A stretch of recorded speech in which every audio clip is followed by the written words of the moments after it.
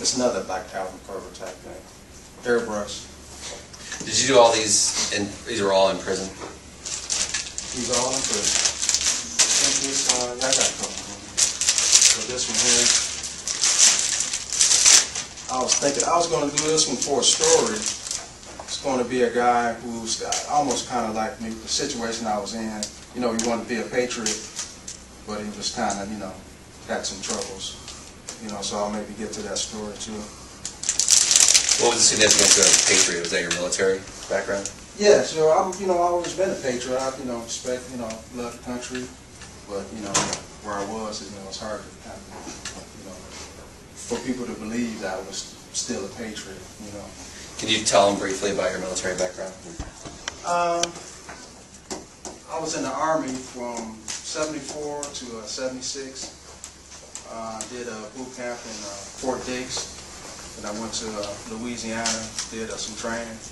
I did some training for missiles in Fort Bliss, Texas. Then I served in I served my duty for 16 months in Germany. That's what I did when I was in the service. Then when I came out, I went to inactive reserve. The students, the people that had volunteered, I guess that's how it happens. You mean back when you were in prison, they came to visit you? Back when I was in prison, and I actually got in contact with the Innocent Project, and I was assigned two guys. I forget Chris and somebody else, I think. Chris and Matt this past year. Yeah. We've gone back a few years. I can't remember who the students were before then. Yeah, it's been a while. But the same situation, the attitude that they had was that, they just wanted to know all they could do to help. And they had the process down, they had it down pretty good. They knew exactly what they had to do at this certain part of the procedure. And I think that's really important, to kind of know what you're doing. Not guessing what you're doing, but actually knowing what you're doing. And what the other side, I guess there's always two sides, criminal justice. So depending on what side you're on, just, know what you're doing. And don't, it's somebody's life, depending on us. I don't think I would be here without the Innocent Project. God bless, really. Yes, sir. Like a couple times you've mentioned, things you could have been doing, or what would have happened. Did you think about that ever? What would Raymond Towler look like today on a different path that, you're... I've always learned to kind of be right in the moment, because, you kind of get into like a sci-fi thing. Alternate universe and all that kind of stuff, the choice that you make. You just try to be thoughtful of the choices that you make. I mean, the situation I'm in, it wasn't because of a choice that I made, but it's, I just had to choose how I dealt with it.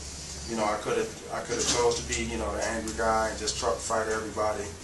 But, what type of fighting would be effective? And the Innocent Project was my weapon of choice. And it was, it worked out. Well, first of all, God was was what made everything happen. But, there you go. I think it's, I remember the first time. I think the first time they came to see me, well, maybe I don't remember the first time, but one time that had an impact on me, they brought one of the exonerees with them.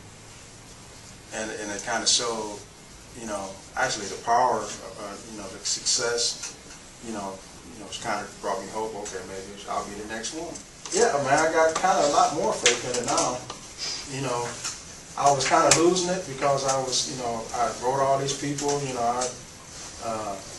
didn't get an answer, and my first lawyer was kind of like, not that good. He was kind of overpowered by the prosecution. That happens. You got a weak side, strong side.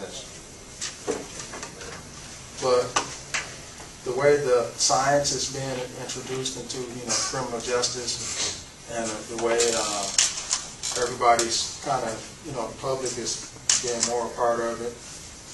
I think it's getting better. Then you can't really complain about something if you're not doing it. You know, if you're not doing anything, just you got to be active in it. You know, so I won't complain, but I will try to be active.